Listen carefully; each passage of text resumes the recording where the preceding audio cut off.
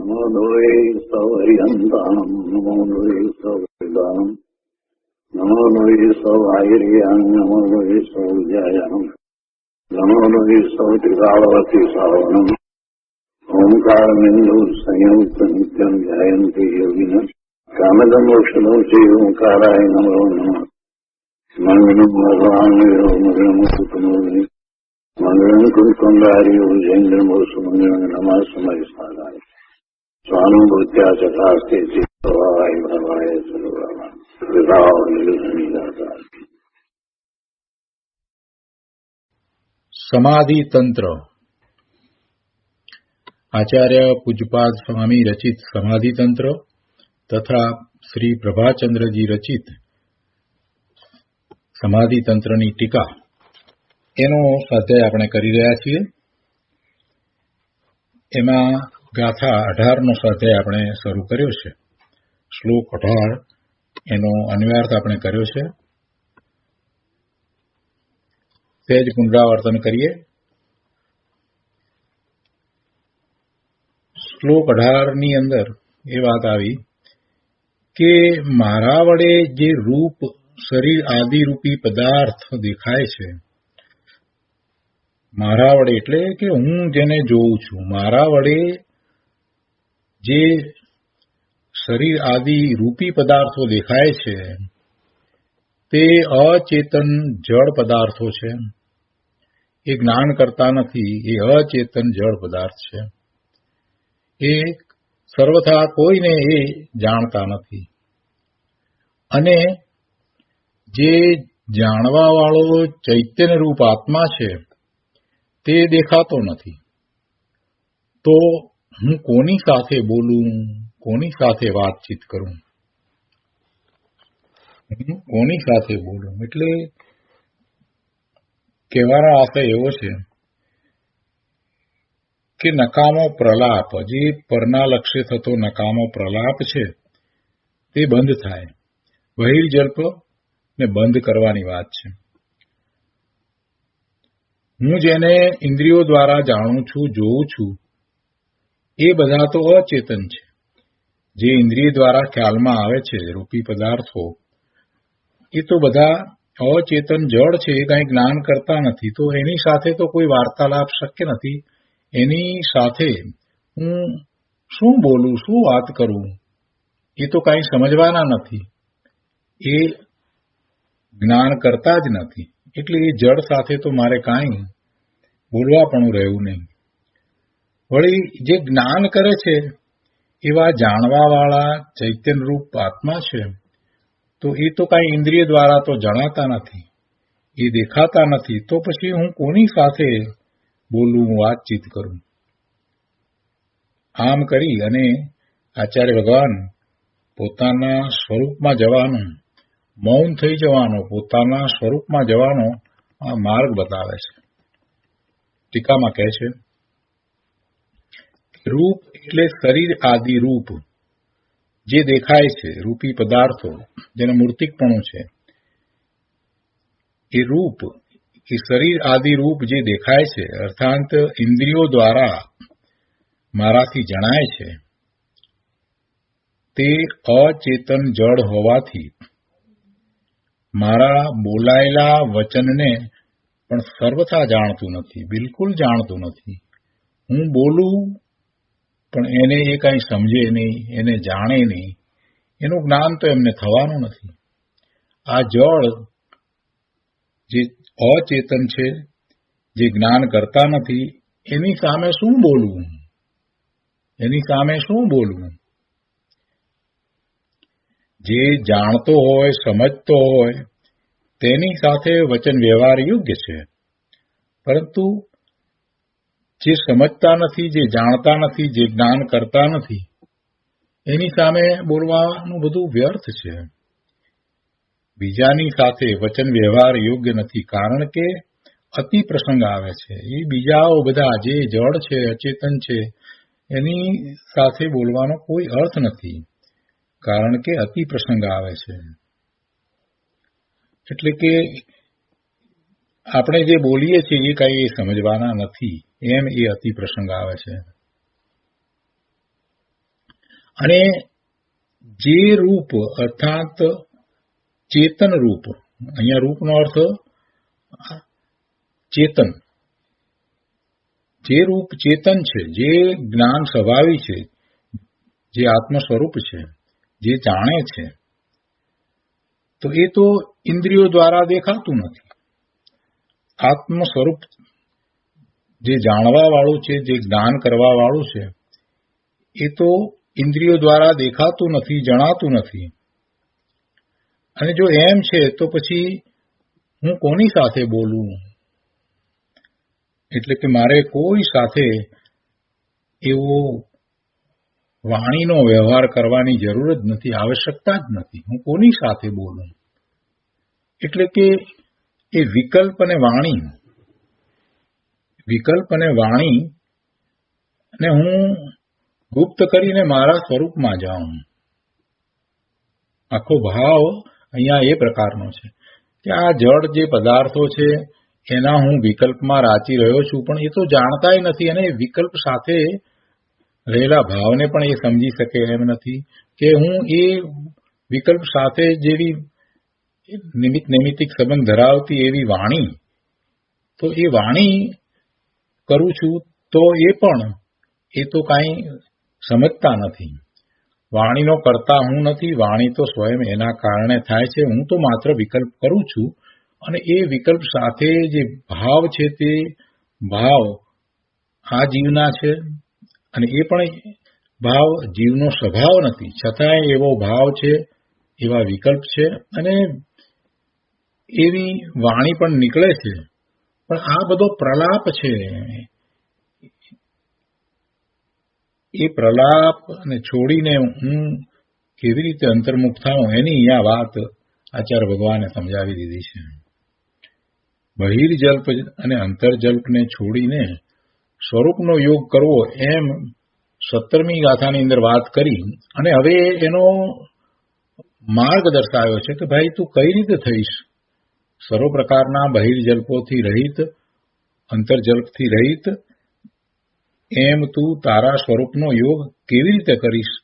તો આ ગાથા દ્વારા એની સમજ આપી છે. ભાવાર્થમાં કહે છે કે જે શરીર આદિરૂપી પદાર્થો ઇન્દ્રિયોથી દેખાય છે તે અચેતન હોવાથી બોલેલું વચન સર્વથા જાણતા નથી, ક્યારેય જાણતા નથી. અહીંયા સર્વથા શબ્દ મૂકવા પાછળનો આશય એવો છે કે ક્યારેય જાણતા નથી, બિલકુલ જાણતા નથી. એમાંથી થોડું જાણતા હોય, ક્યારેક જાણતા હોય, એમ પણ નથી. કોણ? આ શરીર આદિ રૂપ પદાર્થો કે જે ઇન્દ્રિયથી દેખાય છે તે અચેતન હોવાથી બોલેલું વચન સર્વથા જાણતા નથી, સમજતા નથી.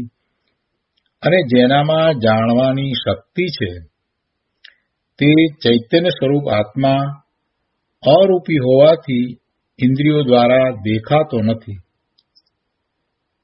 તેથી અંતરાત્મા વિચારે છે કે કોની સાથે બોલવું, યા વચન વ્યવહારની પ્રવૃત્તિ કરવી. કોની સાથે વચન વ્યવહારની પ્રવૃત્તિ કરવી? શું જડ સાથે વચન વ્યવહારની પ્રવૃત્તિ થાય છે?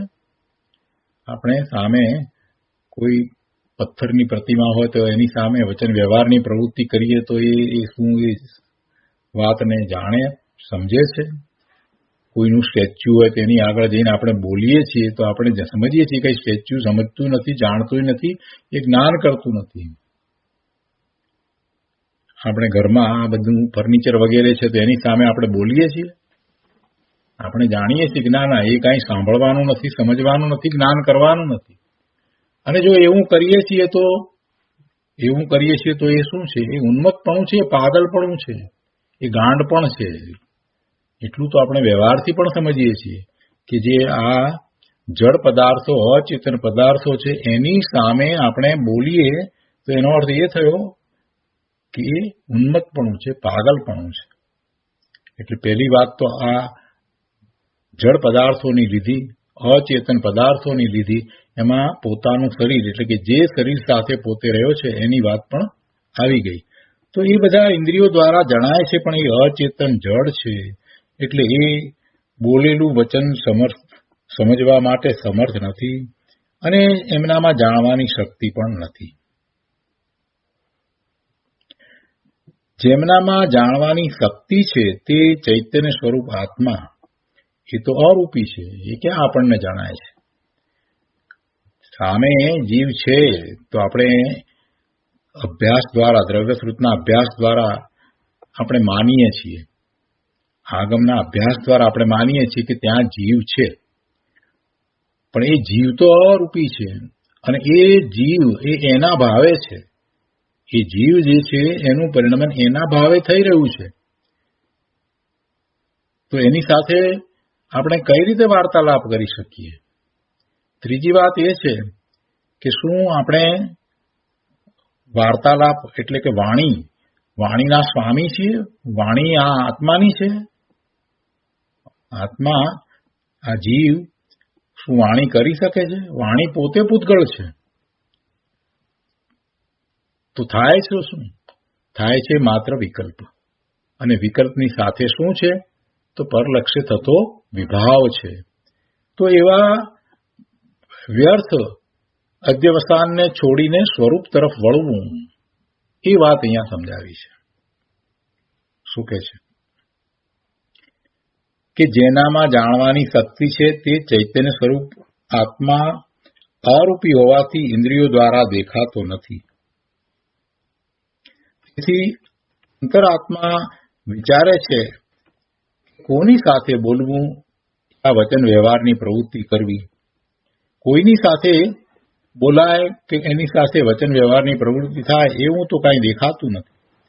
કોઈની સાથે બોલવું એટલે કે આ જે અરૂપી જળ પદાર્થો સાથે બોલવું, કે પેલા જે જાણે છે, જાણવાની શક્તિવાળા છે, જે અરૂપી છે, દેખાતા જ નથી, તો કોઈની સાથે એવો વચન વ્યવહાર થઈ શકે તેમ નથી. એવી વચન વ્યવહારની પ્રવૃત્તિ કરવી એ નિરર્થક છે. કારણ કે જે પરનું જાણવાવાળું ચૈતન્ય દ્રવ્ય છે તે તો મને દેખાતું નથી. અને ઇન્દ્રિયો દ્વારા જે રૂપી શરીર આદિ જળ પદાર્થો દેખાય છે તે ચેતના રહિત હોવાથી કાંઈ પણ જાણતા નથી, સમજતા નથી. તો હું કોની સાથે વાત કરું? કોઈની પણ સાથે વાતચીત કરવાનું બનતું નથી. કોઈની પણ સાથે વાતચીત કરવાનું કોઈ રીતે ઉપયોગી નથી, કાર્યકારી નથી. એ નિરર્થક છે. માટે હવે તો મારે મારા સ્વરૂપમાં રહેવું છે અને એ જ યોગ્ય છે. પરંતુ બોલવાનો જે વિકલ્પ એ ઠીક નથી, એ યોગ્ય નથી. બોલવાનો વિકલ્પ છે એ તો રાગ સહિત છે. બોલવાનો વિકલ્પ છે એનો અર્થ જ છે કે રાગ છે.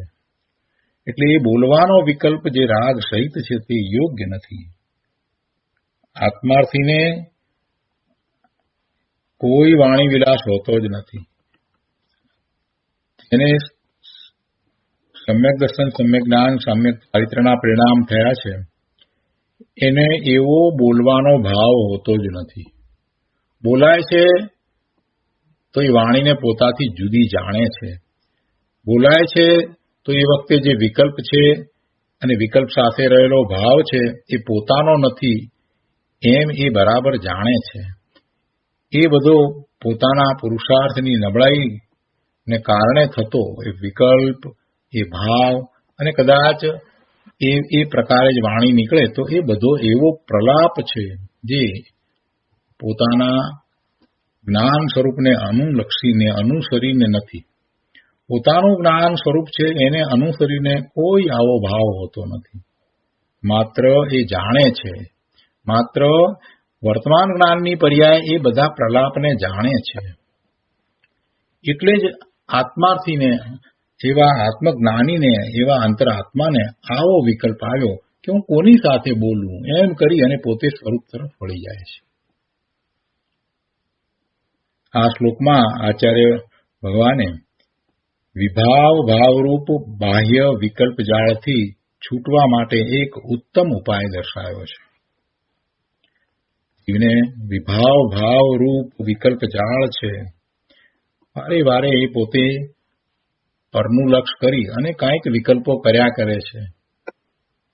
અને એ વિકલ્પો જે છે તો એ વિકલ્પોની જાળ એટલી બધી મોટી છે કે એમાંથી એ બહાર નીકળી શકતો નથી. બધા વિકલ્પ કર્યા જ કરે છે, એક પછી એક વિકલ્પ કર્યા કરે છે. તો એને એ વિકલ્પ જાળને કેમ તોડવી એનો ઉપાય અહીંયા બતાવ્યો છે. વિશેષની અંદર વાત કરે છે કે કોઈની સાથે બોલવું એ વ્યવહાર કથન છે. નિશ્ચય નયની દ્રષ્ટિએ કોઈ જીવ બોલી શકતો જ નથી. નિશ્ચય નયથી તો વસ્તુનું સ્વરૂપ જ એવું છે, આત્માનું સ્વરૂપ એવું છે કે એને વાણી હોય નહીં, એ બોલી શકે નહીં. જે વાણી નીકળે છે તે ભાષા વર્ગના રૂપ પૂતગળોનું વચન રૂપ પરિણમન છે. પરિણમન કહો કે પર્યાય કહો. ભાષા વર્ગના રૂપ પૂતગળોનું એ વચન રૂપ પરિણમન છે. એવી એની ભાષા વર્ગના પૂતગળોની એ પર્યાય છે, એનું એ કાર્ય છે. એ આત્માનું કાર્ય નથી. આત્માને વાણી હોઈ શકે નહીં, આત્માને વાણી હોઈ શકે નહીં. આ ભાષા વર્ગના રૂપ પૂતગળો છે, એનું એ પરિણમન છે, એની એ પર્યાય છે. પૂતગળ તો જળ છે, અચેતન છે, ને આત્મા તો ચેતન ભગવાન આત્મા છે. આત્માનું તે કાર્ય નથી. વાણી એ આત્માનું કાર્ય હોઈ શકે જ નહીં. આત્મામાં એ જળના ગુણ નથી. ભાષા વર્ગના જે પરમાણુ જે છે, જે પૂતગળો જે છે, એ પૂતગળો એનું જે પરિણમન છે તો આ વચનરૂપ જે વાણી નીકળે છે. પણ આત્મા માટે એ શક્ય નથી, કેમ કે આત્મામાં એવા પૂતગળના ગુણો નથી. એટલે તે કાર્ય આત્માનું નથી. વાણી કરવી એ કાર્ય આત્માનું નથી. હું ઈચ્છું એમ બોલું એમ જે માને છે એમ મિથ્યા દ્રષ્ટિ છે. અજ્ઞાની એમ માને છે કે હું ઈચ્છું છું એમ વાણી નીકળે છે, પણ એની માન્યતા એ ખોટી માન્યતા છે. છતાંય આવી વાણી નીકળે છે તો એ કાર્યમાં અજ્ઞાન દશામાં જીવનો બોલવાનો વિકલ્પ ઈચ્છા એ નિમિત્ત માત્ર છે. વાણી નીકળે છે ત્યારે અજ્ઞાન દશામાં જીવનો બોલવાનો વિકલ્પ, એની ઈચ્છા, બોલવાની જે ઈચ્છા છે એ નિમિત્ત માત્ર છે. જીવને એવો વિકલ્પ આવ્યો છે, અંદરમાંથી બોલવાની ઈચ્છાનો વિકલ્પ આવ્યો છે. બોલવાની ઈચ્છા, બોલવું, આમ બોલવું, એવો એનો વિકલ્પ છે. અને એ વિકલ્પ સાથે રહેલો ભાવ તો કેવો છે? શુભ અથવા અશુભ ભાવ છે. એ તો બંધનું જ કારણ છે. પણ આ જે બોલવાનો વિકલ્પ છે માટે વાણી નીકળે છે એમ પણ નથી. વાણી જે છે એ તો ભાષા વર્ગના પૂતગળોનું પરિણમન છે. એટલે એ વાણી નીકળવાની છે તો નીકળે છે. અને એ વાણી નીકળવામાં નિમિત્ત શું છે? કેમ કે કાર્ય જ્યાં થઈ રહ્યું છે એ તો ભાષા વર્ગના પરમાણુ પૂતગળોનું કાર્ય છે. એનું કાર્ય થઈ રહ્યું છે તો એમાં નિમિત્ત શું છે? તો કે છે કે જીવનો બોલવાનો વિકલ્પ છે એ નિમિત્ત માત્ર છે. નિમિત્ત કાંઈ કરતું નથી. નિમિત્ત કાંઈ કરતું નથી. એ વાણી નીકળવાની છે તે જ નીકળે છે. જે કાળે જે વાણી નીકળવાની છે તે જ નીકળે છે. એમાં જીવને એવો વિકલ્પ આવ્યો કે આમ બોલવું, એ નિમિત્ત છે. કેમ કે વિકલ્પ અને વાણી એ બંનેમાં નિમિત્ત નૈમિત્તિક સંબંધ છે. આને બોલવાનો વિકલ્પ આવવો અને ત્યાં એવા જ પ્રકારે વાણી નીકળવી, તો એ બંને વચ્ચેનો સંબંધ નિમિત્ત નૈમિત્તિક સંબંધ છે. કેમ કે વિકલ્પ જે છે એ જીવનો છે અને વાણીની પર્યાય જે થઈ એ તો પૂતગળની પર્યાય છે. તો પૂતગળની પર્યાયને જીવ કરે કેવી રીતે? માત્ર એ એમાં નિમિત્ત હોઈ શકે, પરંતુ એ વાણીને કરતો નથી. જેવી રીતે માટીના પિંડમાંથી ઘડો બને છે તો એ ઘડારૂપ અવસ્થા જે થઈ તે માટીની અવસ્થા થઈ છે. એની અંદર કુંભાર નિમિત્ત હોઈ શકે, પણ કુંભાર એને કરી શકે નહીં. કુંભારનો જીવ એના આત્માને વિચાર કરી તો એ ચેતન છે અને પેલો ઘડો જે છે એ માટીની પર્યાય છે, તે જળ છે. એવી જ રીતે આ ભાષા વર્ગના રૂપ પૂતગળો એનું પરિણમન થતા વાણી નીકળી છે તો એ વાણી એ જળ છે અને આ જીવ છે. જેને વિકલ્પ આવ્યો છે એ ચેતન છે. એટલે વિકલ્પ અને વાણી એ બંને વચ્ચે નિમિત્ત નૈમિતિક સંબંધ છે. વિકલ્પના કારણે વાણી નીકળે છે એમ નથી. વિકલ્પના કારણે વાણી નીકળે છે એમ નથી. વિકલ્પ તો ઘણી વાર કરે, પણ એ પ્રમાણે વાણી નીકળે છે? એ પ્રમાણે વાણી દરેક વખતે નીકળે છે? એમ તો થતું નથી. અવાજ બેસી ગયો હોય ત્યારે ક્યાં વાણી નીકળે છે? કાંઈક એવું પેરાલિસિસ થઈ ગયું હોય, 7th નર્વ પાલ્સી થઈ ગયું હોય તો જેમ ઈચ્છે છે તેમ ક્યાં વાણી નીકળે છે? ગોટા વળી જાય છે, સ્પષ્ટ શબ્દો પણ નીકળતા નથી. કેમ એમ થયું? એ કાંઈ એવું ઈચ્છતો નથી. એ તો સ્પષ્ટ વાણી ઈચ્છે છે, પણ એમ થતું નથી. જીવ ઈચ્છે એમ કાંઈ થતું નથી. એટલે વિકલ્પના કારણે વાણી નીકળે છે એમ નથી, અને વાણી નીકળી એટલે વિકલ્પ થયો એમ પણ નથી. બીજી વાત છે, વાણી નીકળી એટલે વિકલ્પ થયો એમ પણ નથી. જિનેશ્વર ભગવાનને, તીર્થંકર ભગવાનને શરીરમાંથી વાણી નીકળે છે, તો શું એમને કાંઈ વિકલ્પ છે કે વાણી નીકળે? એમને કાંઈ વિકલ્પ નથી, છતાંય ઓમકાર ધ્વનિ એમના આખા શરીરમાંથી નીકળે છે. એટલે વાણી નીકળી એટલે વિકલ્પ થયો એમ પણ નથી. બંને વાત સાથે લીધી છે. વિકલ્પના કારણે વાણી નીકળે છે એમ પણ નથી, અને વાણી નીકળી એટલે વિકલ્પ થયો એમ પણ નથી. અજ્ઞાનીને આ વાતની સમજણ નથી, તેથી તે એમ માને છે કે મેં બોલવાની ઈચ્છા કરી એટલે વાણી નીકળી.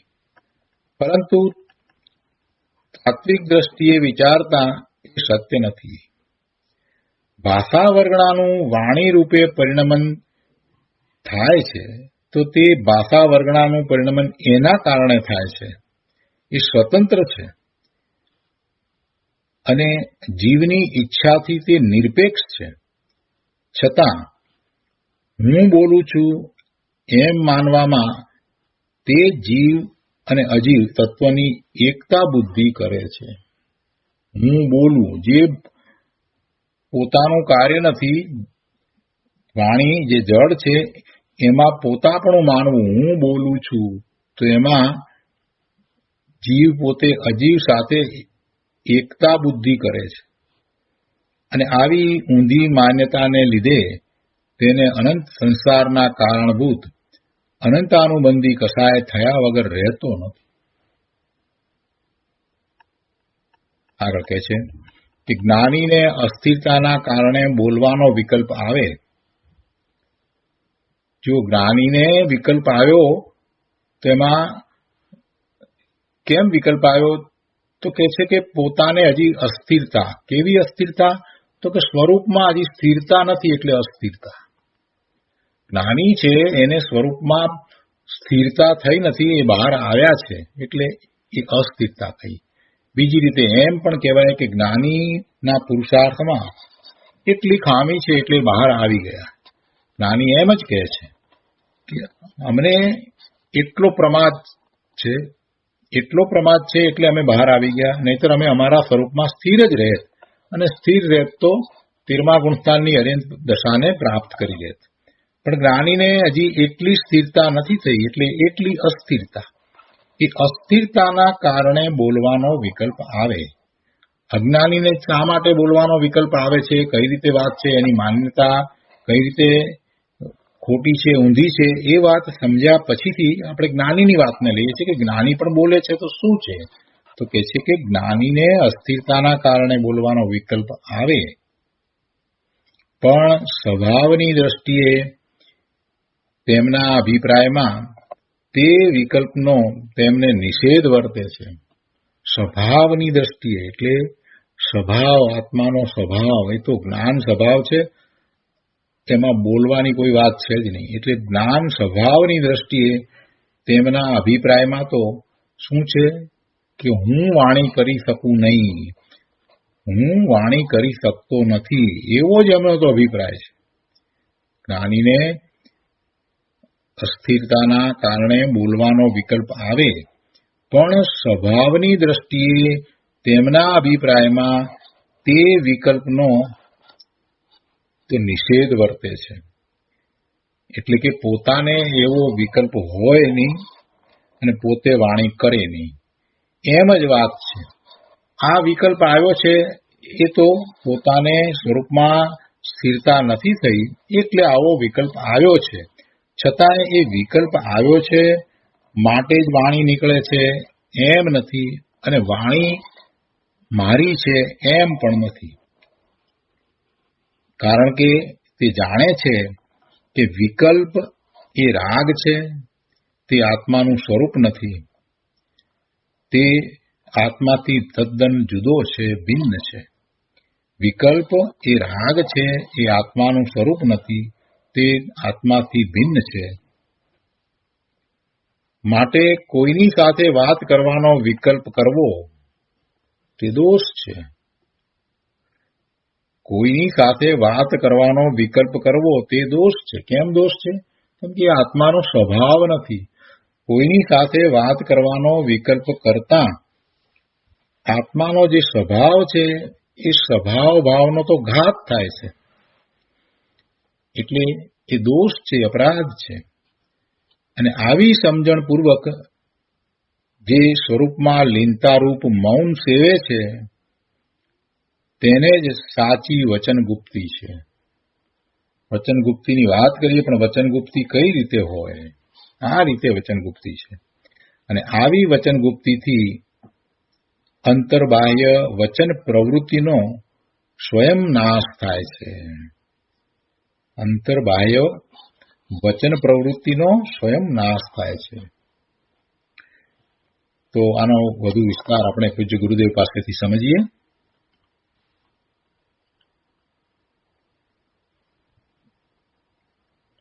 આત્મભાવના પુસ્તકમાં પાના નંબર 100, કોમ્પ્યુટરમાં ગો ટુ પેજ નંબર 108.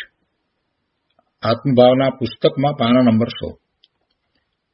અહીંયા કહે છે કે જ્ઞાનીની અંતર્મુખ વૃત્તિ. આ જે ગાથા છે, આ શ્લોક છે, એ દ્વારા જ્ઞાનીની અંતર્મુખ વૃત્તિ નું આપણને ભાન કરાયું છે ને, એ અંતર્મુખ વૃત્તિ કઈ રીતે કરવી એનો ઉપાય બતાવ્યો છે. જ્ઞાનીને તો એવી અંતર્મુખ વૃત્તિ છે, પરંતુ જે અજ્ઞાની છે એને એવી અંતર્મુખ વૃત્તિ કઈ રીતે કરવી એનો ઉપાય પણ સાથે બતાવ્યો છે. દેહ આદિથી ભિન્ન સચ્ચિદાનંદ સ્વરૂપ આત્માના ભાનપૂર્વક બાહ્ય પદાર્થો તરફની પ્રવૃત્તિ છોડીને અંતરમાં ઠરવા માટે જ્ઞાની એમ વિચારે છે કે, શું વિચારે છે? તો આ જે ગાથા કહી છે તે પ્રમાણે વિચારે છે. અને એનો વિસ્તાર કરતા ગુરુદેવ કહે છે કે ઇન્દ્રિય જ્ઞાનનો વેપાર બાહ્ય પદાર્થોમાં જ છે.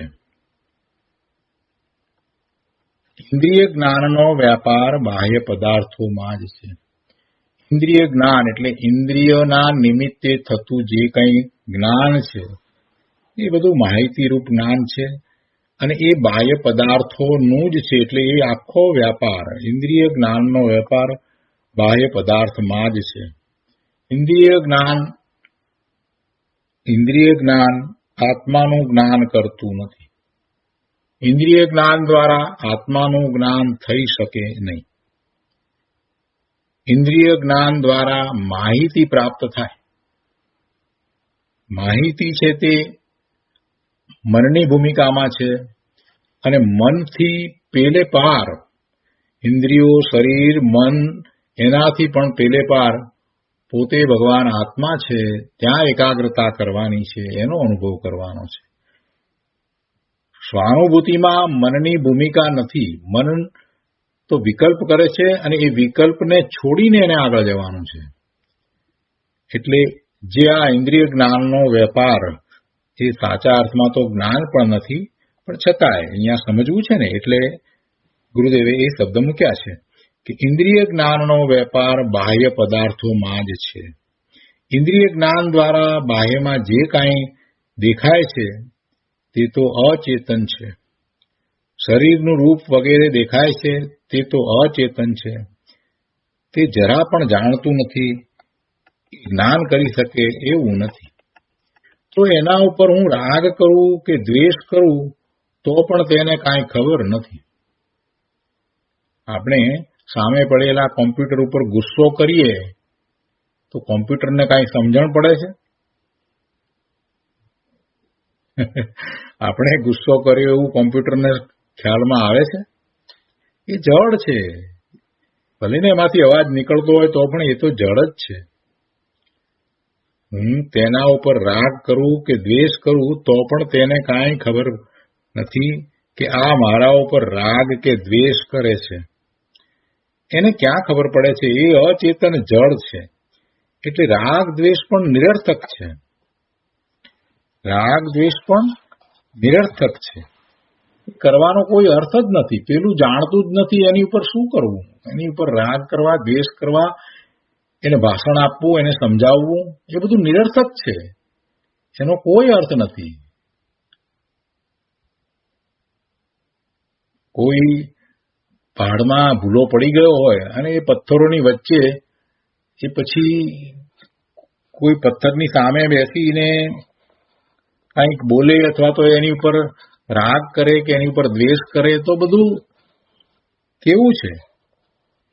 એ બધું તો ગાંડપણ જેવું છે. કે પેલું તો જાણતું નથી. પેલો પથ્થર છે એ તો કાંઈ જાણતો નથી, સમજવાનો નથી કે આણે રાગ કર્યો કે દ્વેષ કર્યો કે એ શું કહેવા માંગે છે. એ તો કાંઈ જ્ઞાન કરતું જ નથી. એ તો બધું નિરર્થક છે.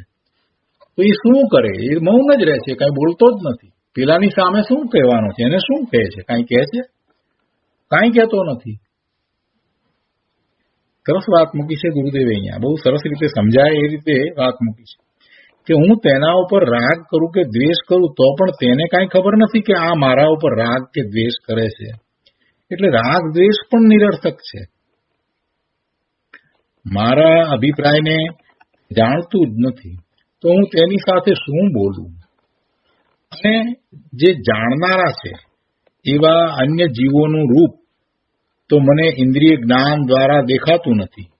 જીવોનું રૂપ એટલે મૂર્તિ પણ એવી વાત નથી. અહીંયા જીવોનું રૂપ, જીવોનું સ્વરૂપ જે કહીએ એ જીવોનું રૂપ તો મને ઇન્દ્રિય જ્ઞાન દ્વારા દેખાતું નથી. માટે બહારમાં હું કોની સાથે બોલું? જે જીવો રહ્યા છે એ કાંઈ મને ઇન્દ્રિયો દ્વારા જણાતા નથી, અને જે જણાય છે તે બધા જડ છે, અચેતન છે.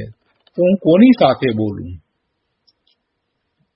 આત્મા તો ઇન્દ્રિયનો વિષય બનતો નથી, અને જડ અચેતન શરીર તો કાંઈ જાણતું નથી. આત્મા ઇન્દ્રિયોનો વિષય બનતો નથી. આત્મા બીજા આત્માઓ ઇન્દ્રિય દ્વારા જણાતા નથી, અને જે જડ અચેતન શરીર એ કાંઈ જ્ઞાન કરતા નથી, એ કાંઈ જાણતા નથી. તેથી એની સાથેનો બધો બકવાસ વ્યર્થ છે. માટે બાહ્ય પ્રવૃત્તિ જ બધી વ્યર્થ છે. તેથી ઇન્દ્રિયો તરફનો વેપાર છોડીને હું મારા જ્ઞાનને અંતર્મુખ કરું છું. એમ જ્ઞાની ભાવના ભાવે છે. જો કેટલી સરસ રીતે જ્ઞાનીની ભાવના બતાવી છે. અને બીજી રીતે કહીએ તો જે સમ્યક તો પ્રકટ કરવા ઈચ્છે છે, જે અંતર્મુખ થવા ઈચ્છે છે, એને કઈ રીતે અંતર્મુખ થવું એની રીત બતાવી, એનો ઉપાય બતાવ્યો. આ રીતે બાહ્ય વિષયો તરફનું વલણ છોડીને જ્ઞાનને આત્મામાં એકાગ્ર કરવું, એમાં જ શાંતિ અને સમાધિ છે. જ્ઞાનને આત્મામાં, પોતાના નિજ આત્મામાં એકાગ્ર કરવું, તેમાં જ શાંતિ અને સમાધિ છે. જ્ઞાનને બાહ્ય વિષયોમાં ભટકાવવું તે તો અશાંતિ અને વ્યગ્રતા છે. બહુ સરસ વાત છે. આગળ કહે છે, એકવાર દ્રઢ નિર્ણયથી પોતાના વેદનમાં જ એમ ભાસવું જોઈએ કે અરે આ બાહ્ય વલણમાં ક્યાંય કોઈ પણ વિષયમાં રંચ માત્ર સુખ મને વેદાતું નથી. બાહ્ય વલણમાં તો એકલી આકુળતા છે, અને અંતર તરફના વલણમાં જ શાંતિ અને અનાકુળતા છે. આવું એને પોતાને પ્રતીતમાં આવવું જોઈએ, આવું એને ખ્યાલમાં આવવું જોઈએ. આ આગમ દ્વારા, યુક્તિ દ્વારા અને મહાપુરુષોના અનુભવ દ્વારા, એમની અનુભવ વાણી જે આપણને પ્રાપ્ત થઈ છે એ દ્વારા પણ આપણને આટલું તો સમજમાં આવવું જોઈએ કે આ મહાપુરુષો જે કહી રહ્યા છે, ગુરુદેવ જો કહી રહ્યા છે, તો એ ગુરુદેવને અસત્ય બોલવાનું કાંઈ પ્રયોજન નથી કે કૃપાળુદેવને અસત્ય બોલવાનું પ્રયોજન નથી. એમણે જે વાત કરી છે તો એમ જ છે. એટલે પ્રભુ, આપણે આગમ દ્વારા, યુક્તિ દ્વારા અને પછી આવા મહાપુરુષો જે પ્રત્યક્ષ આપણને ઉપદેશ આપી રહ્યા છે કે જેમને એવો અનુભવ છે, તો એમની વાતને આપણે સ્વીકારી અને દ્રઢતા કરવી જ જોઈએ. એવું પોતે જ જાતે જ નક્કી કરવું જોઈએ, એવો પોતે જાતે જ નિર્ણય કરવો જોઈએ કે બહારમાં ક્યાંય સુખ નથી, બાહ્ય વલણમાં ક્યાંય કોઈ પણ વિષયમાં રંચ માત્ર સુખ મને વેદાતું નથી. બાહ્ય વલણમાં તો એકલી આકુળતા છે અને અંતર તરફના વલણમાં જ શાંતિ અને અનાકુળતા છે.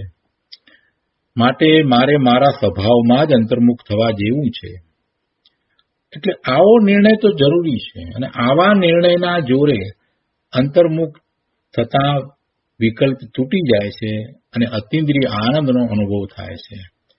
આવા નિર્ણયના જોરે, આવો નિર્ણય જે છે એને બળ પૂરું પાડે છે, અંતર્મુખ થવા માટેનું બળ પૂરું પાડે છે. એ પ્રમાદમાં આખો દિવસ ગાળે છે ને, સવારે ઉઠે ત્યારથી રાત સુધીમાં ક્યારેય સ્વરૂપનો વિચારે નથી કરતો, આખો દિવસ બાહ્ય પ્રવૃત્તિમાં જ રહ્યો છે ને, તો એને જો આવો નિર્ણય હોય કે આ બહારમાંથી કાંઈ સુખ મળતું નથી, મળવાનું નથી, એ માત્ર આકુળતા પૂરી પાડે છે, બીજું કાંઈ પૂરું પાડતું નથી. અનાકુળ શાંતિ આનંદ તો મારા સ્વભાવમાં છે, એટલે અંતર્મુખ થતા એની મને પ્રાપ્તિ થાય છે, એમ મહાપુરુષોએ કહ્યું છે. તો એ અનુભવ સહિત કહ્યું છે, માટે મારે એનો સ્વીકાર કરવો જ રહ્યો. અને એનો સ્વીકાર એ વારંવાર અભ્યાસ દ્વારા કર્યા જ કરે તો એને નિર્ણય થઈ જાય છે કે વાત તો આમ જ છે. અનુભવ ભલે નથી પણ એવો નિર્ણય તો એને થઈ જાય. અને એ નિર્ણયના જોરે હવે એ અંતર્મુખ થવાનો પ્રયત્ન કરશે. અને જ્યારે એ અંતર્મુખ થશે ત્યારે એને વિકલ્પ તૂટીને અતિન્દ્રિય આનંદનો અનુભવ થાય છે. આ તો જીવ બિચારો બહારમાં રહ્યો છે, બહારના વ્યાપારમાં રહ્યો છે, અને ક્યારેક કાંઈક સમય મળે છે તો આ થોડું ઘણું કાંઈક શાસ્ત્ર વગેરે વાંચી લે છે અને માને છે કે અમે તો ધર્મ કરીએ છીએ. આખો દિવસ બાહ્ય વિકલ્પમાં જ રાચી રહે છે અને છતાંય પાછો એમ માને છે કે અમે તો સ્વાધ્યાય કરીએ છીએ. અરે શું સ્વાધ્યાય પ્રભુ! આ સ્વાધ્યાય, એક સ્વાધ્યાય કરે, સાચો સ્વાધ્યાય કરે તો હૃદય સોસરવી વાત ઉતરી જાય અને એનો આખો પુરુષાર્થ એ તરફનો થઈ જાય. જો એનો પુરુષાર્થ એ તરફ વળતો જ નથી અને હજી બારમાં જ કરવાની વૃત્તિ છે તો સમજવું કે બધું વ્યર્થ છે. પથ્થર ઉપર પાણી, એ બધું પથ્થર ઉપર પાણી છે ને. આવું પથ્થર ઉપર પાણી એ તો અનાદિથી ચાલ્યું આવે છે, કંઈ આ ભાવમાં જ છે એમ નથી. પણ ભાઈ, એ અનાદિથી ચાલ્યું આવે છે તો હવે ક્યાં સુધી ચલાવવું છે? જરાક વિચાર તો કર. અત્યારે આ ભાવની અંદર મનુષ્યપણું પ્રાપ્ત થયું છે ને મનુષ્યપણું તો દુર્લભ છે. 2000 સાગરોપમના કાળમાં કેટલી વખત મનુષ્યપણું પ્રાપ્ત થાય, અને એમાં આવું મનુષ્યપણું, બધી જ અનુકૂળતાઓ હોય, શાસ્ત્ર પ્રાપ્ત થયા હોય, શાસ્ત્રને સમજવાની બુદ્ધિ પ્રાપ્ત થઈ હોય, જૈન દર્શન મળ્યું હોય, આવી અનુકૂળતા તો ભાગ્યે જ મળે, બહુ મુશ્કેલીથી મળી. અને આવી અનુકૂળતા મળી છે અને જો હવે ધર્મ નહીં કરે, હવે સમ્યક દર્શન નહીં પ્રગટ કરે તો સમજી લે કે તું હવે અહીંથી પડ્યા પછીથી આ અનુકૂળતાઓને ઘણો લાંબો કાળ સુધી પ્રાપ્ત નહીં કરી શકે, કદાચ અનંત કાળ વીતી જશે. બહુ સમજવા જેવી વાત છે પ્રભુ. અહીંયા કહે છે કે સમાધિ કેમ થાય, એટલે આત્માને શાંતિ કેમ થાય. સમાધિ કહો કે શાંતિ કહો, સમાધિ કહો કે સુખ કહો. અહીંયા તો પોતે જ્ઞાન આનંદ સ્વભાવી છે, પોતે શાંત સ્વભાવી છે, તો એનો અનુભવ પોતાને પોતામાંથી થાય છે. તો એ કઈ રીતે થાય એની વાત ચાલે છે. બહિર્મુખપણું છોડીને અંદર અંતર્મુખ થવાની આ વાત છે. ઇન્દ્રિય જ્ઞાનનો વેપાર બાહ્યમાં છે અને તેનાથી તો જડ શરીર દેખાય છે. તે જડમાં તો કાંઈ સમજવાની તાકાત નથી, તો તેની સાથે હું શું વાત કરું? અને સામાનો ઇન્દ્રિય આત્મા તો કાંઈ ઇન્દ્રિય જ્ઞાનથી દેખાતો નથી. માટે આપણને સમજાવવાની, પર સાથે વાત કરવાની બાહ્ય વૃત્તિ છોડીને પોતાના આત્માને લક્ષમાં લઈને ઠરવાનું છે, એમ જ્ઞાની ભાવના ભાવે છે. કોને સમજાવું પ્રભુ, હું કોને સમજાવું? સામે જે જીવ છે એને તો હું જાણતો નથી. પોતે બીજા જીવને જાણી શકે છે? નથી જાણતો. માત્ર એને એનું માહિતીરૂપ જ્ઞાન છે. વાસ્તવમાં તો એ પોતે પોતાને જાણી શકે, પોતાને અનુભવી શકે. આત્મા અનુભવમાં આવે તો બીજાનો આત્મા અનુભવમાં આવે કે પોતાનો આત્મા અનુભવમાં આવે. એટલે બીજાને એ ક્યાંથી જાણે? એ માત્ર માહિતી રૂપે જાણે કે આ જીવ છે, આ એકેન્દ્રિય છે, તો પણ એમાં સાથે જીવ રહેલો છે અને એના એ જીવના પરિણમને પણ એ અત્યારે જાણતો નથી. તો એની સાથે વાર્તાલાપ કઈ રીતે કરે? એ જ રીતે સામે રહેલા બીજા લોકો એ બધા જે દેખાય છે, તો એ દેખાય છે તો એમના શરીર દેખાય છે, જે શરીર સાથે રહ્યા છે એ દેખાય છે. એમના આત્મા કઈ દેખાય છે? અને એ આત્માના જે પરિણમન થઈ રહ્યા છે એને કઈ આ જાણે છે? નથી જાણી શકતો. તો પછી એમની સાથે, એ આત્મા સાથે તો વાત કરવાનો કઈ અર્થ નથી, કરી શકાતી નથી. હવે બાકી રહ્યું જે કઈ ઇન્દ્રિયો દ્વારા જે જણાય છે એ બધું તો જડ છે, અચેતન છે. તો એની સાથે વાર્તાલાપ કરવાનો પણ કઈ અર્થ નથી. તો હવે શું વાત બાકી રહી? પોતે પોતામાં જાય, પોતાના સ્વરૂપમાં જાય. જેમ આપણે અકર્તા ભાવ દ્વારા સ્વરૂપ તરફ પાછા વળીએ છીએ, એવી રીતે જ આ વાત કરી છે. બહુ સરસ રીતે વાત છે. ઇન્દ્રિય જ્ઞાનનો વેપાર બાહ્યમાં છે અને તેનાથી તો જડ શરીર દેખાય છે. બીજા જીવો છે તો એ બધાના શરીર દેખાય છે અને તે જડમાં તો કાંઈ સમજવાની તાકાત નથી. તો તેની સાથે હું શું વાત કરું? અને સામાનો અતિન્દ્રિય આત્મા તો કાંઈ ઇન્દ્રિય જ્ઞાનથી દેખાતો નથી. માટે પરને સમજાવવાની કે પર સાથે વાત કરવાની બાહ્ય વૃત્તિ છોડીને પોતાના આત્માને લક્ષમાં લઈને ઠરવાનું છે, એમ જ્ઞાની ભાવના ભાવે છે. તો આ મારો આત્મા તો જ્ઞાન જ છે. એને જ્ઞાન સ્વભાવથી બહાર લઈ જઈને જે કોઈ શુભ અશુભ વિકલ્પ ઉઠે તે વિકલ્પ નિરર્થક છે. પોતે ભગવાન આત્મા જ્ઞાન સ્વભાવી છે અને એવા જ્ઞાન સ્વભાવી પોતાના ભગવાન આત્માનું લક્ષ છોડીને, એટલે કે ત્યાંથી ચ્યુત થઈને બહારમાં એ શુભ અને અશુભ વિકલ્પમાં જાય છે. એટલે કે એને વિકલ્પ થાય છે તો એ સાથે રહેલા શુભ કે અશુભ ભાવ છે. તો એ બધા એ વિકલ્પ અને એ શુભ અશુભ ભાવ છે એ બધું નિરર્થક છે. પોતે ભગવાન આત્મા જ્ઞાન સ્વરૂપ છે અને જ્ઞાન સ્વભાવી ભગવાન આત્માનું લક્ષ છોડીને ત્યાંથી એ ચલિત થઈને, ત્યાંથી ચ્યુત થઈને એ બહારમાં જાય છે. એટલે કે એનો ઉપયોગ બહારમાં જાય છે. પોતાના સ્વરૂપમાં જે ઉપયોગ રહેવો જોઈતો હતો એ રહ્યો નહીં. એટલે એ ત્યાંથી ચ્યુત થયો, ત્યાંથી ચલિત થયો અને એ પરનું લક્ષ કરવા વાળો થયો અને પર સંબંધીનું એને જ્ઞાન થાય છે. કેમ કે એનો સ્વભાવ તો જ્ઞાનનો છે, જ્ઞાન તો થવાનું જ છે. પણ એ વખતે જ્યારે કંઈ જ્ઞાન થાય છે તો એ વખતે એ બહારમાં આવ્યો છે તો પરનું લક્ષ કરતા પરનું જ્ઞાન થાય ત્યાં સુધી કોઈ વાંધો નથી. પણ એની સાથે એ જોડાઈ જાય છે અને એને શુભ અશુભ વિકલ્પ ઉઠે છે. આવા શુભ અશુભ વિકલ્પને કારણે એને ભવના ભ્રમણ થાય છે. કેમ કે બંધ પડે છે ને, આશ્રવને બંધ થાય છે. એટલે કે છે એ બધું નિરર્થક છે, નકામું છે. આત્મા તો ઇન્દ્રિયથી ગ્રાહ્ય નથી. ઇન્દ્રિયથી આત્મા જણાય એવો નથી. ઇન્દ્રિય દ્વારા આત્મા ગ્રહાય એવો નથી. આત્મા તો ઇન્દ્રિયથી ગ્રાહ્ય નથી. અલિંગ્રહણના જે 20 બોલ છે પ્રવચન સારમાં આવે છે તેમાં આત્મા ઇન્દ્રિયથી ગ્રાહ્ય નથી. પોતાનો આત્મા પણ ઇન્દ્રિયથી ગ્રાહ્ય નથી અને બીજાનો આત્મા પણ ઇન્દ્રિય દ્વારા ગ્રાહ્ય નથી. ઇન્દ્રિયથી તો શરીર દેખાય છે, શરીર જણાય છે. તે શરીર તો અચેતન જડ છે. તેનામાં એવી તાકાત નથી કે મારા ભાવને જાણી શકે, મારા ભાવને સમજી શકે, મારી વાતને પકડી શકે. એવી એનામાં તો જ્ઞાન કરવાની શક્તિ નથી. શરીરમાં તો એવી કોઈ શક્તિ નથી. માટે ઇન્દ્રિય તરફનો ઝુકાવ છોડીને હું તો સ્વ સન્મુખ એકાગ્ર રહું છું. આ મારા આત્મા સિવાય બીજું જે કાંઈ છે તે બધું મારાથી બાહ્ય છે. મારા આત્મા સિવાય બીજું જે કાંઈ છે તે બધું મારાથી બાહ્ય છે. જ્યારે ઇન્દ્રિયો વડે બાહ્ય વેપાર થાય છે ત્યારે જીવ તો દેખાતો નથી, બીજો જીવ છે એ તો દેખાતો નથી.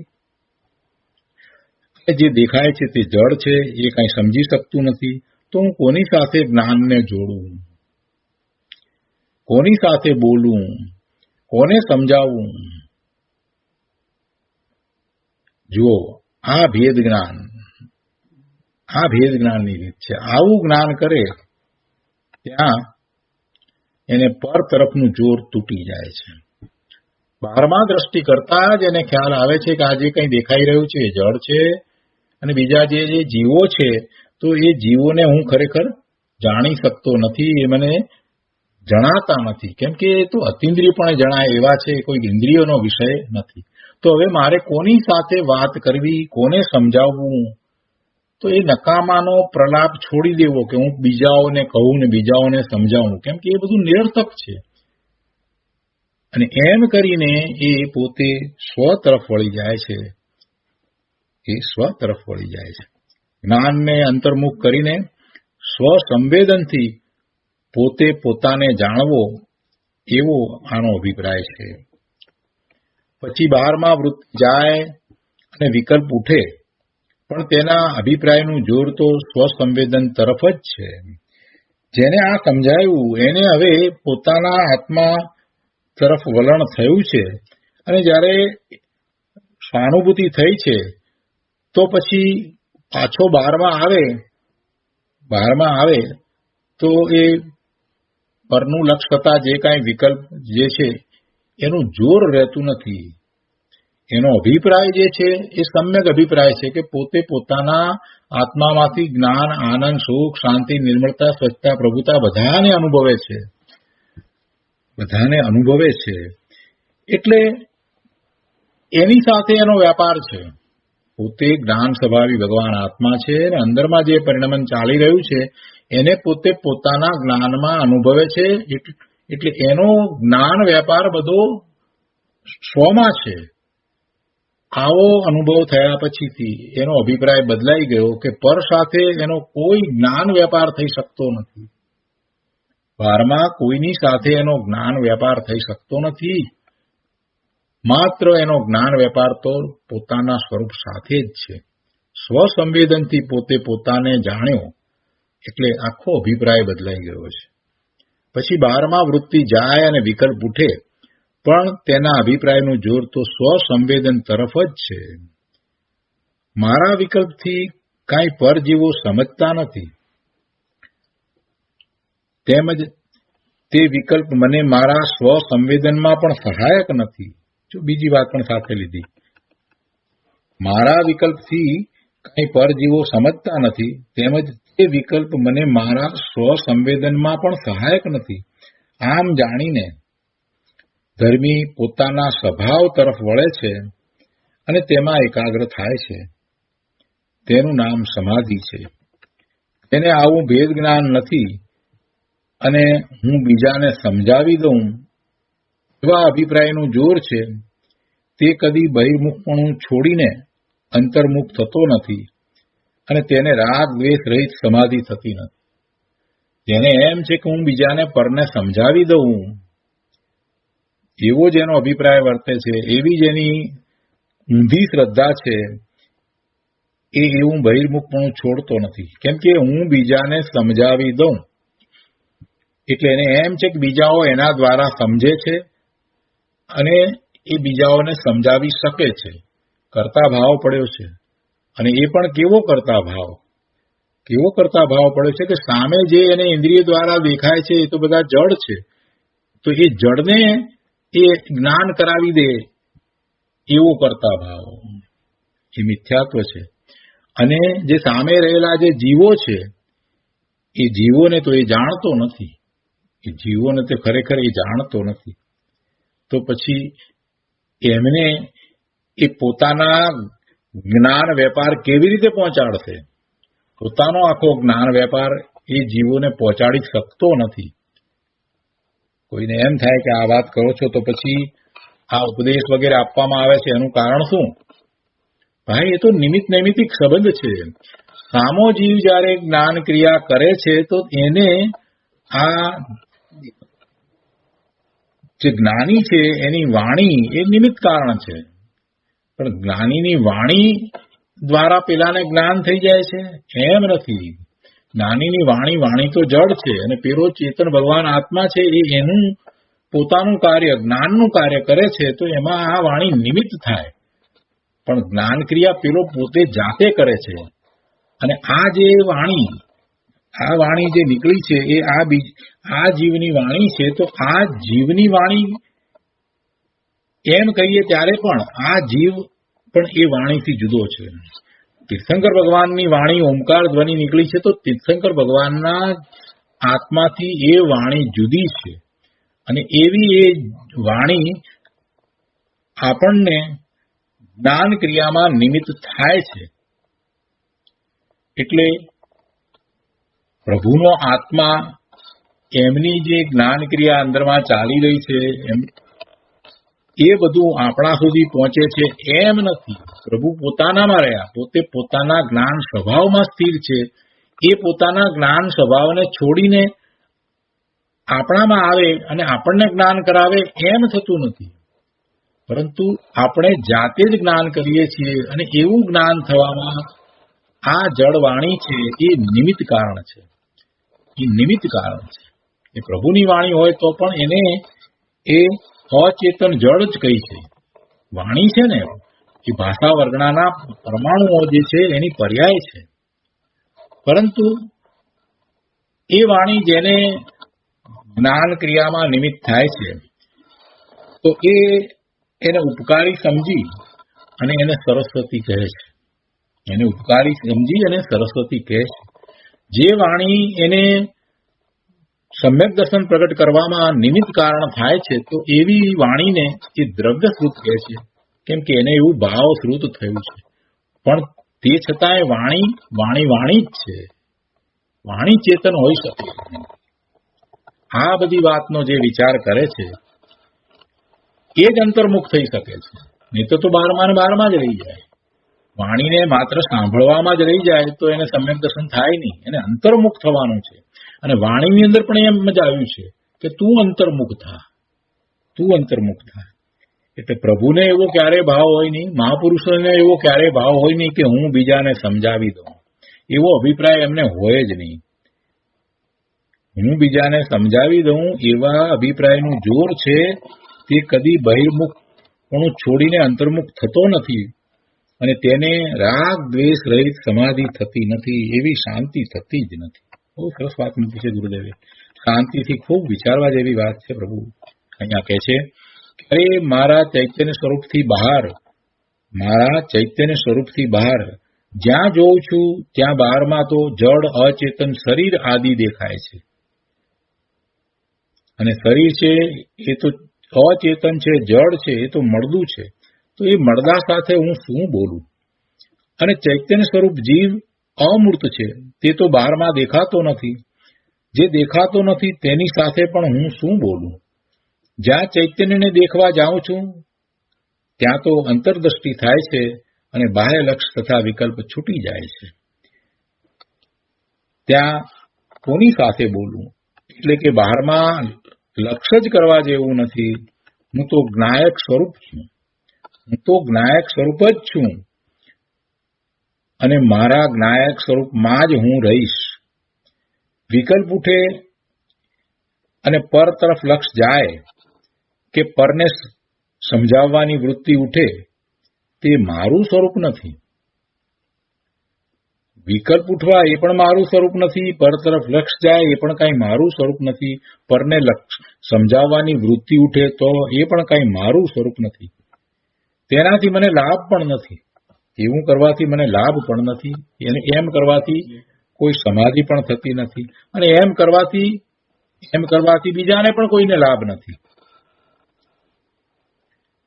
શું કહે છે કે એમ કરવાથી બીજા જીવોને પણ વાણીથી કે વાણી તરફના લક્ષ્યથી લાભ નથી. તે જીવો પણ પરલક્ષ છોડીને પોતાના જ્ઞાયક સ્વરૂપમાં વળશે ત્યારે જ તેમને લાભ થશે.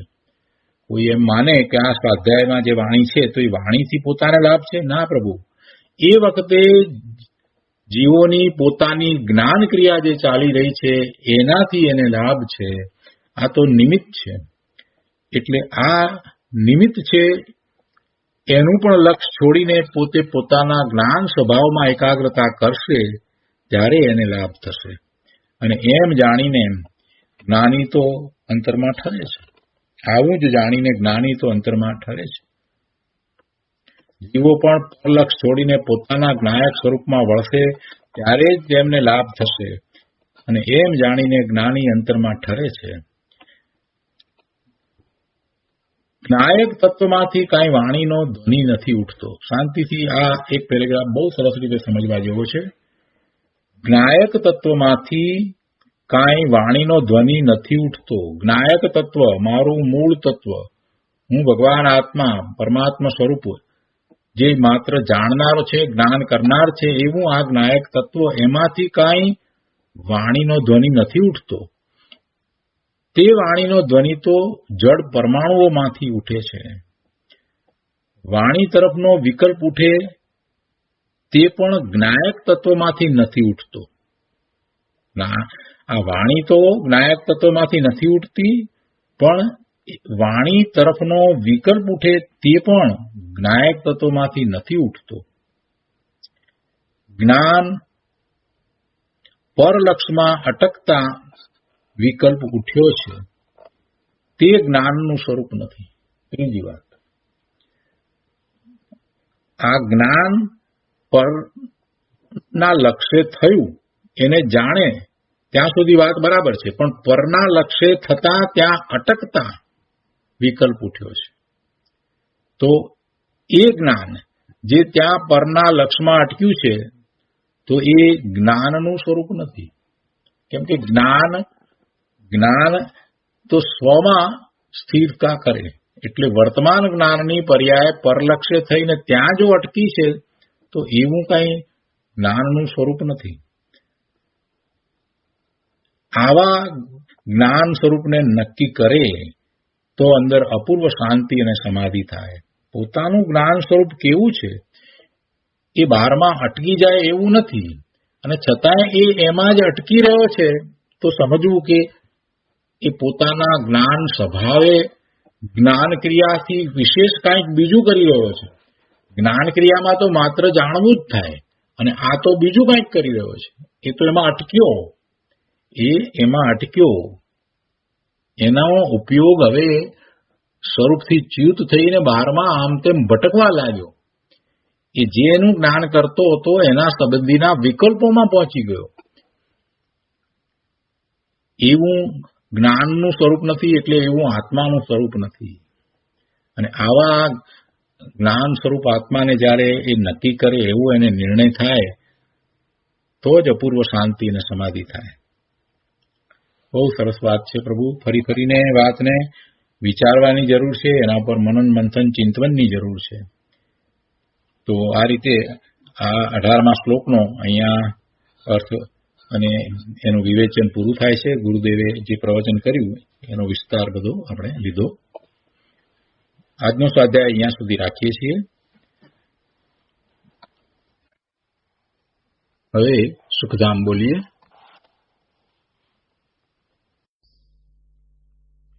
સુખધામ અનંત સુસંત ચરી દિન રાત રહે તદ ધ્યાન મહી પ્રશાંતિ અનંત સુધામય છે પ્રણમુ પદ તે વરતે જયતે પ્રણમુ પદ તે વરતે જયતે